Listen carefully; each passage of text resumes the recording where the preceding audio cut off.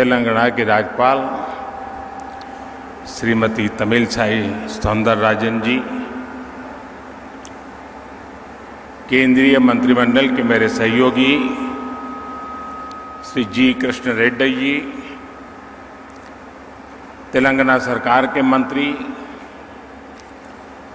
Indian school of business executive board के chairman, dean, अन्य professors, teachers, parents और मेरे प्यारे युवा साथियों,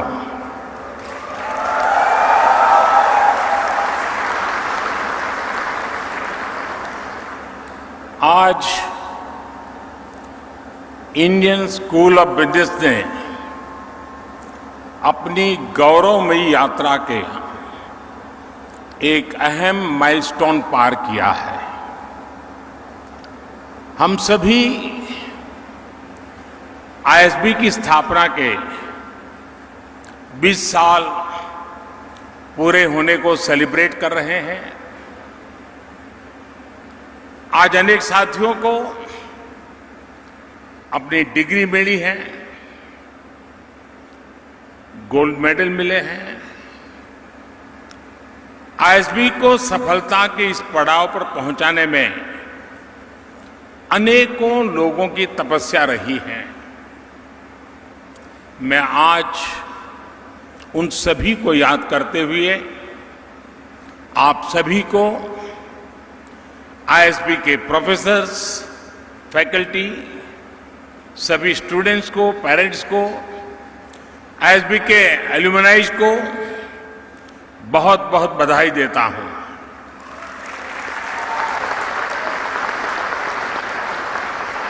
साथियों, साल 2001 में अटल जी ने इसे देश को समर्पित किया था। तब से लेकर आज तक लगभग 50,000 एग्जीक्यूटिव यहां से ट्रेन होकर निकले हैं। आज आईएसबी एशिया के टॉप बिजनेस स्कूलों में से एक है।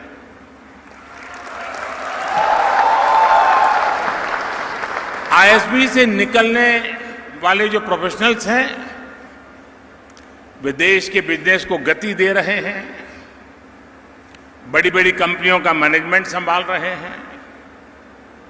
यहां के स्टूडेंट्स ने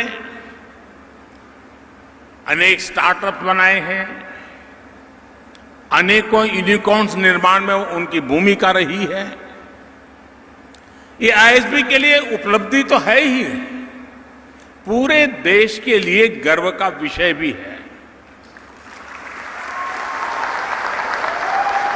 साथियों, मुझे बताया गया है कि ये हैदराबाद और मोहाली कैंपस की पहली ज्वाइंट ग्रेजुएशन सेरेमनी है।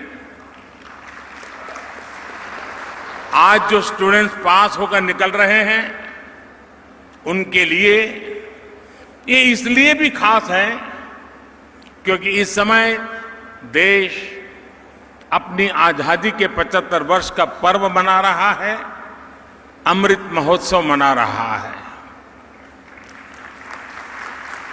हम बीते 75 साल की उपलब्धियों को देख रहे हैं और आने वाले 25 साल के संकल्पों का रोड मैप भी बना रहे हैं। आजादी के इस अमृत काल में आने वाले 25 साल के लिए जो संकल्प हमने लिए हैं, उसकी सिद्धि में आप सभी की बहुत बड़ी भूमिका है। और आज भारत में जो आशा है, लोगों में जो आत्मविश्वास है, नए भारत के निर्माण के लिए जो इच्छा शक्ति है, वो आपके लिए भी अनेक संभावनाओं के द्वार खोल रही है। आप खुद देखिए, आज भारत G20 देशों के समूह में फास्टेस्ट ग्रोइंग इकोनॉमी है।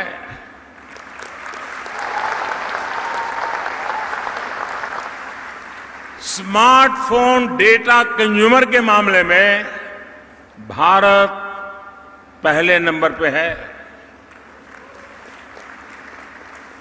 इंटरनेट यूजर्स की संख्या को देखें तो भारत दुनिया में दूसरे नंबर पर है।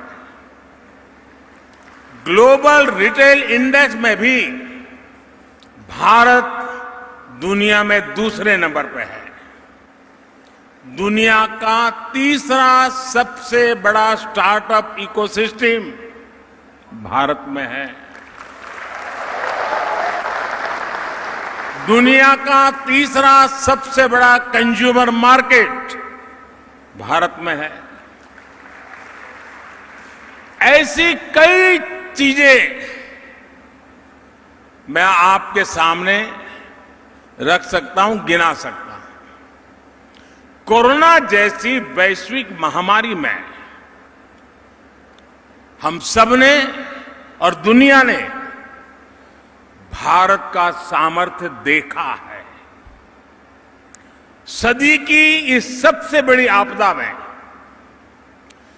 ग्लोबल सप्लाई चेन्स में इतना बड़ा डिस्रप्शन हुआ, फिर युद्ध ने भी इस संकट को और बढ़ा दिया। इन सब के बीच भी भारत आज ग्रोथ के एक बड़े केंद्र के रूप में उभर रहा है। पिछले साल भारत में अब तक का सबसे ज्यादा रिकॉर्ड एफडीआई आया। आज दुनिया ये महसूस कर रही है कि इंडिया मीन्स बिजनेस। और ये केवल अकेले सरकार के प्रयासों के कारण संभव नहीं हुआ है।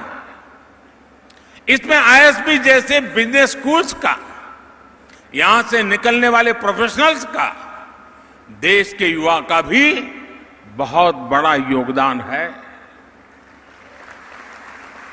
चाहे स्टार्टअप्स हो या ट्रेडिशनल बिजनेस हो, चाहे मैन्युफैक्चरिंग हो या सर्विस सेक्टर हो, हमारे युवा ये साबित कर रहे हैं कि वो दुनिया को लीड कर सकते हैं। मैं सही बता रहा हूं ना? आपको भरोसा है कि नहीं अपने आप पर? मुझे आप पर भरोसा है, आपको अपने आप पर है। साथियों, इसलिए आज दुनिया भारत को, भारत के युवाओं को और भारत के प्रोडक्ट्स को एक नए सम्मान और नए भरोसे के साथ देख रही है। साथियों, भारत जिस स्केल पर लोकतांत्रिक तरीके से अनेक चीजें अपने यहां कर सकता है, जिस तरीके से हम यहां कोई नीति या निर्णय लागू कर सकते हैं, वो पूरी दुनिया के लिए अध्ययन का, सीखने का विषय बन जाता है।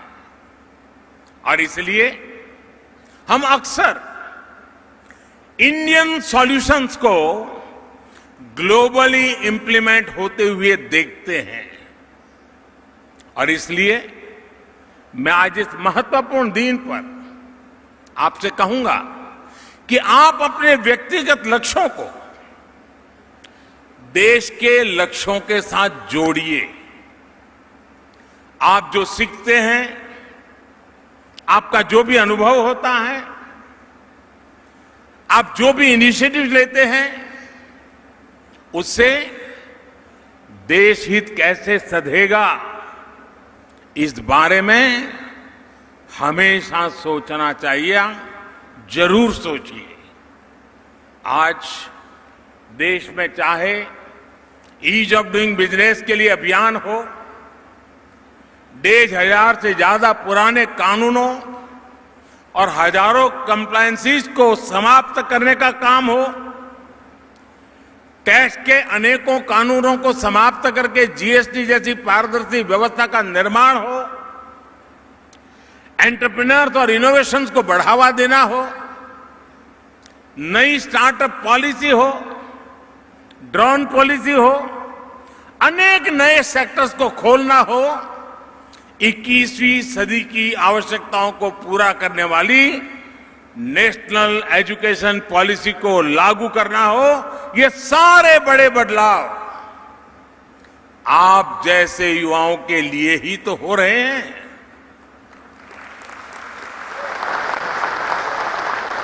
आप जैसे युवाओं की तरफ से आने वाले जो सॉल्यूशंस हैं, उन सॉल्यूशंस को इंप्लीमेंट करने के लिए, आपके आइडिया को देश की ताकत बनाने के लिए हमारी सरकार हमेशा देश की युवा शक्ति के साथ खड़ी है।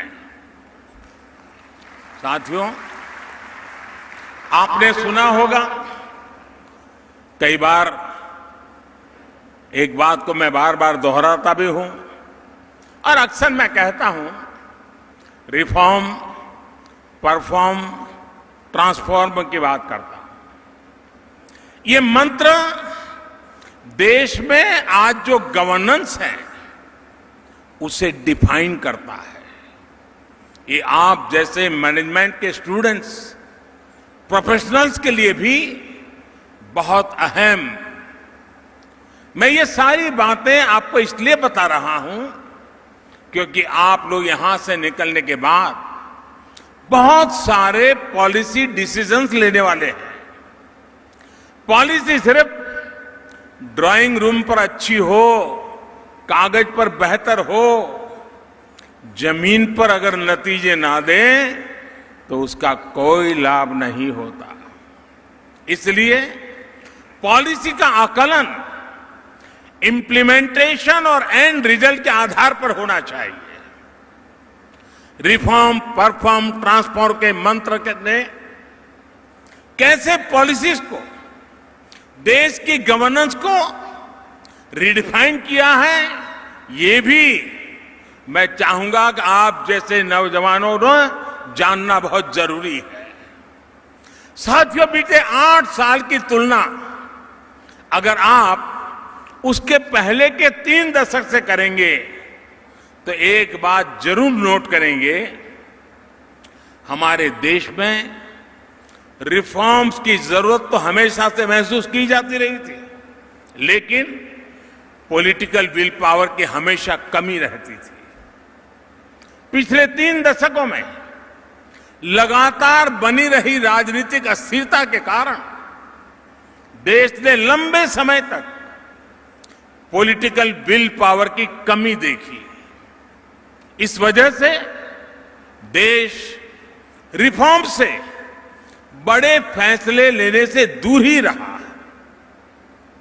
2014 के बाद से हमारा देश राजनीतिक इच्छा शक्ति को भी देख रहा है और लगातार रिफॉर्म भी हो रहे हैं। हमने दिखाया है कि अगर ईमानदारी के साथ, इच्छा शक्ति के साथ रिफॉर्म की प्रक्रिया को आगे बढ़ाई जाए तो जन समर्थन अपने आप बढ़ता है। फिनटेक का उदाहरण हमारे सामने है। जिस देश में कभी बैंकिंग ही एक प्रिविलेज मानी जाती थी, उसी देश में फिनटेक सामान्य नागरिकों के जीवन को बदल रही है।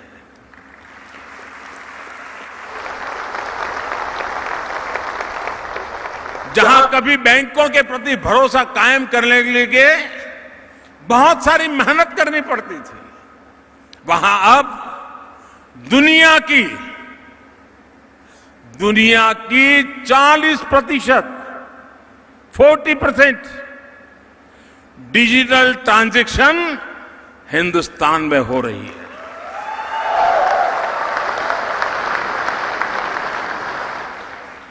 हमारे हेल्थ सेक्टर को भी ये माना जाता था कि किसी बड़ी चुनौती को रिस्पॉन्ड नहीं कर पाएगा, लेकिन हेल्थ सेक्टर में रिफॉर्म की देश की इच्छा शक्ति का परिणाम हमने 100 साल की सबसे बड़ी महामारी के दौरान अनुभव किया है। कोरोना ने जब दस्तक दी तब हमारे पास पीपीई किट्स बनाने वाले मैन्युफैक्चरर ना के बराबर थे। कोरोना स्पेसिफिक जरूरी इंफ्रास्ट्रक्चर भी नहीं था, लेकिन देखते ही देखते 1100 से अधिक पीपीई मैन्युफैक्चरर्स का नेटवर्क भारत में तैयार हो गया। कोरोना की टेस्टिंग के लिए भी शुरुआत में कुछ दर्जन लैब थी। बहुत कम समय में देश में 2500 से अधिक टेस्ट लैब्स का नेटवर्क बन गया। कोविड वैक्सीन के लिए तो हमारे यहां चिंता जताई जा रही थी कि हमें विदेशी वैक्सीन मिल पाएगी भी या नहीं, लेकिन हमने अपनी वैक्सीन तैयार की, इतनी वैक्सीन बनाई कि भारत में भी 190 करोड़ से ज्यादा डोज लगाई जा चुकी है। भारत ने दुनिया के 100 से अधिक देशों को भी वैक्सीन भेजी है। इसी प्रकार मेडिकल एजुकेशन में भी हमने एक के बाद एक अनेक रिफॉर्म किए। इसी का परिणाम है कि बीते 8 सालों में मेडिकल कॉलेज की संख्या 380 से बढ़कर 600 से भी अधिक हो गई है। देश में मेडिकल की ग्रेजुएट और पोस्ट ग्रेजुएट की सीटें 90,000 से बढ़कर 1.5 लाख से ऊपर हो चुकी हैं। साथियों, पिछले 8 वर्षों में देश ने जो इच्छा शक्ति दिखाई है, उसकी वजह से एक और बड़ा बदलाव आया है। अब ब्यूरोक्रेसी भी पूरी शक्ति से रिफॉर्म्स को जमीन पर उतारने में जुटी है। सिस्टम वही है, लेकिन अब नतीजे बहुत संतोषजनक मिल रहे हैं। और इन 8 वर्षों में जो सबसे बड़ी प्रेरणा बनी है वो है जन भागीदारी। देश की जनता खुद आगे बढ़कर रिफॉर्म्स को गति दे रही है। और हमने ये स्वच्छ भारत अभियान में देखा है। और अब वोकल फॉर लोकल और आत्मनिर्भर भारत अभियान में भी हम जन भागीदारी की ताकत को देख रहे हैं। जब जनता सहयोग करती है तो नतीजे अवश्य मिलते हैं, जल्दी मिलते हैं। यानी सरकारी व्यवस्था में सरकार रिफॉर्म करती है, ब्यूरोक्रेसी परफॉर्म करती है और जनता के सहयोग से ट्रांसफॉर्मेशन होता है। साथियों, ये आपके लिए एक बहुत बड़ी केस स्टडी है। रिफॉर्म, परफॉर्म, ट्रांसफॉर्म की जो ये डायनेमिक्स हैं, वो आपके लिए रिसर्च का विषय है। आईएसबी जैसे बड़े संस्थान को अध्ययन करके, एनालिसिस करके दुनिया के सामने इसे लाना चाहिए। यहां से जो युवा साथी पढ़कर निकल रहे हैं, उन्हें भी रिफॉर्म, परफॉर्म, ट्रांसफॉर्म के इस मंत्र को हर क्षेत्र में लागू करने का प्रयास करना चाहिए। साथियों, मैं आपका ध्यान देश के स्पोर्ट्स इकोसिस्टम में आए ट्रांसफॉर्मेशन की तरफ भी दिलाना चाहता हूं। आखिर क्या कारण है कि 2014 के बाद हमें खेल के हर मैदान में अभूतपूर्व प्रदर्शन देखने को मिल रहा है? इसका सबसे बड़ा कारण है हमारे एथलीट्स का आत्मविश्वास। आत्मविश्वास तब आता है जब सही टैलेंट की खोज होती है, जब टैलेंट की हैंड होल्डिंग होती है, जब एक ट्रांसपेरेंट सिलेक्शन होता है, ट्रेनिंग का, कंपटीशन का एक बेहतर इंफ्रास्ट्रक्चर मिलता है। खेलो इंडिया से लेकर ओलंपिक्स पोडियम स्कीम तक ऐसे अनेक रिफॉर्म्स के चलते आज स्पोर्ट्स को ट्रांसफॉर्म होते हम अपनी आंखों के सामने देख सकते हैं, अनुभव कर सकते हैं। साथियों, मैनेजमेंट की दुनिया में परफॉर्मेंस, वैल्यू एडिशन, प्रोडक्टिविटी और मोटिवेशन, इन बातों पर भी बहुत चर्चा होती है। अगर आपको पब्लिक पॉलिसी में इसका उत्तम उदाहरण देखना है तो आपको एस्पिरेशनल डिस्ट्रिक्ट प्रोग्राम को जरूर स्टडी करना चाहिए। हमारे देश में 100 से अधिक ऐसे जिले थे जो विकास की दौड़ में काफी पीछे थे।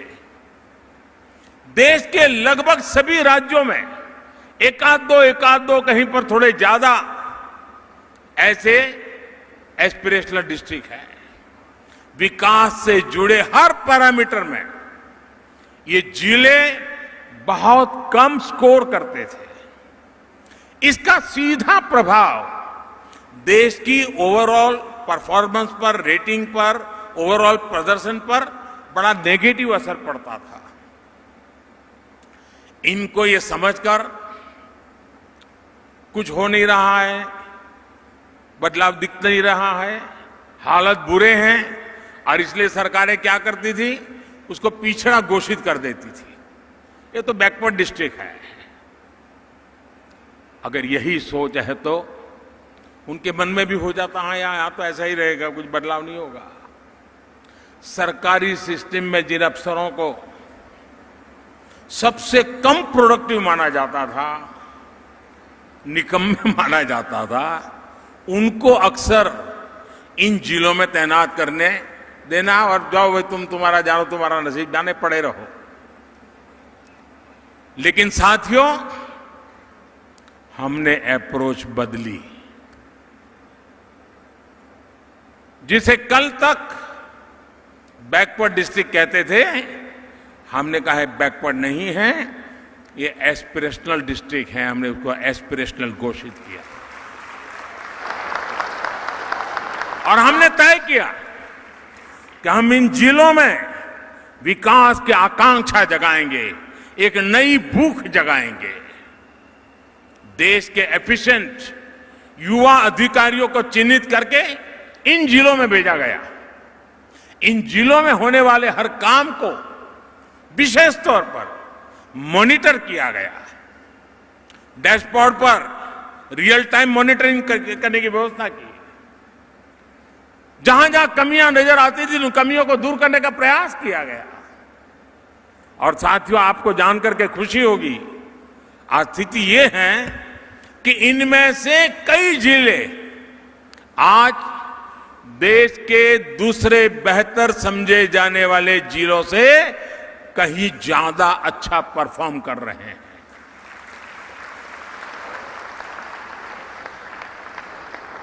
जिन्हें कभी पिछड़े जिले कहते थे, देश के डेवलपमेंट पैरामीटर्स को प्रभावित करते थे, वो आज एस्पिरेशनल डिस्ट्रिक्ट बनकर देश के विकास को गति दे रहे हैं।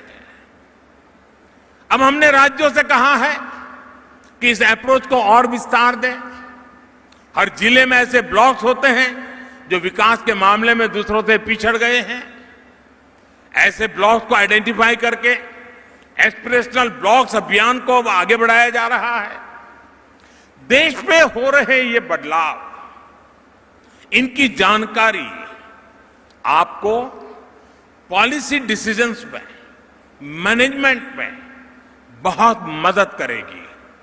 साथियों, आपके लिए ये सब जानना इसलिए भी जरूरी है क्योंकि आज देश में बिजनेस के मायने भी बदल रहे हैं और बिजनेस का दायरा भी बढ़ रहा है।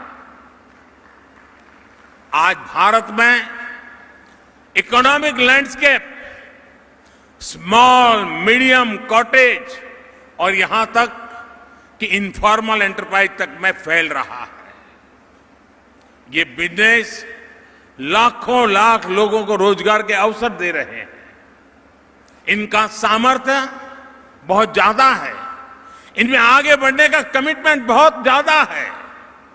इसलिए आज जब देश आर्थिक विकास के नए अध्याय को लिख रहा है तो हमें एक और बात याद रखनी होगी। हमें छोटे व्यापारियों, स्मॉल बिजनेस का भी उतना ही ध्यान रखना होगा। हमें उन्हें ज्यादा बड़े प्लेटफॉर्म देने होंगे, ग्रो करने के लिए ज्यादा बेहतर मौके देने होंगे। हमें उन्हें देश विदेश में नए नए बाजारों से जोड़ने में मदद करनी होगी। हमें उन्हें ज्यादा से ज्यादा टेक्नोलॉजी से जोड़ना होगा और इसी बात पर आईएसबी जैसे संस्थान, आईएसबी के स्टूडेंट्स की भूमिका बहुत अहम हो जाती है। एक फ्यूचर बिजनेस लीडर के तौर पर आप सभी को, हर बिजनेस को और बड़ा और विस्तार करने के लिए आगे आना होगा, जिम्मेवारियां संभालनी होगी। और आप देखिएगा, आप छोटे बिजनेस को ग्रो करने में मदद करेंगे तो आप लाखों एंटरप्रेन्योर्स के निर्माण में मदद करेंगे, करोड़ों परिवारों की मदद करेंगे।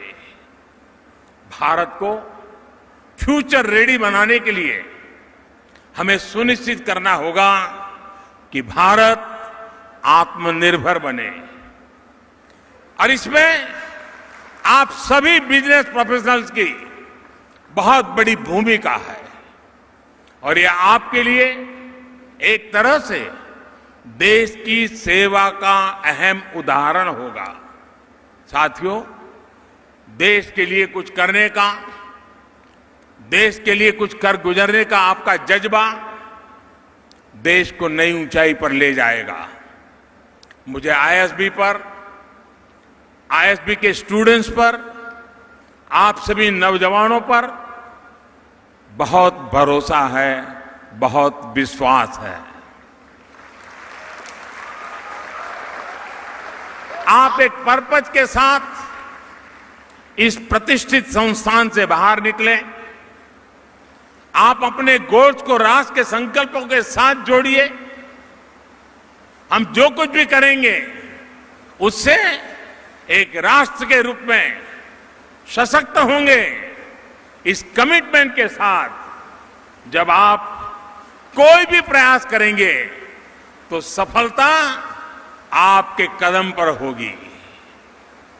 एक बार फिर आज जिन जिन साथियों को मुझे मेडल देने का अवसर मिला है और भी जो लोगों ने सिद्धियां प्राप्त की हैं, उनको, उनके परिवारजनों को अनेक अनेक शुभकामनाएं देता हूं और आईएसबी भारत की विकास यात्रा में ऐसी पीढ़ियों को तैयार करता रहे, ऐसी पीढ़ियां राष्ट्र के लिए समर्पित भाव से कार्य करती रहे। इसी एक अपेक्षा के साथ आप सबका बहुत बहुत धन्यवाद।